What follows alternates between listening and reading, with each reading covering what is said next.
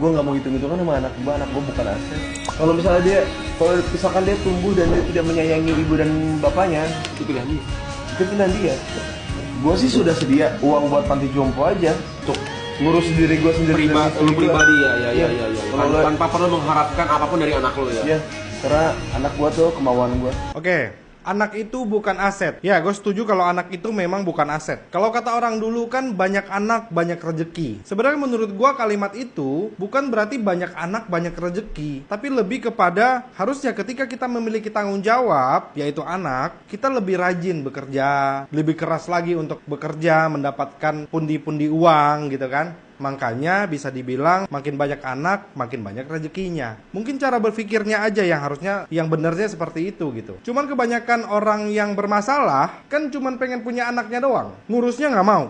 Yang menarik juga anak itu kemauan kita kan. Anak tidak pernah memilih untuk dilahirkan. Tapi gua percaya kalau Tuhan itu tidak bermain dadu. Memang anak tidak pernah memilih untuk dilahirkan. Tapi pasti ada alasan kenapa anak ini atau kita dilahirkan oleh orang tua kita. Tapi bukan berarti anak itu adalah aset. Menurut gue menjadi orang tua itu tidak mudah. Karena tumbuh kembang seorang anak itu tergantung dari pola didik dari orang tuanya itu. Jadi kalau sampai orang tuanya salah mendidik, anaknya pun bisa jadi bermasalah. Makanya peran orang tua itu penting banget. Dan menjadi orang tua, baik ayahnya atau ibunya atau suami atau istrinya, itu tidak mudah. Yang kalau gue tarik, pernikahan itu tidak semudah itu. Tanggung jawabnya besar sekali. Apalagi kalau sampai sudah punya anak. Dan anak ini itu punya perjalanan hidupnya dia sendiri. Gue masih percaya ya, kalau misalnya orang tua mendidik anaknya dengan baik, anak ini pasti akan menghargai, menghormati, dan juga menjaga orang tuanya. Jadi kalau anak dibilang aset, bukan. Anak bukan aset. Kalau mau dicari asetnya di mana, mungkin pola didiknya itu adalah asetnya kita. Untuk mendidik anak supaya dia bisa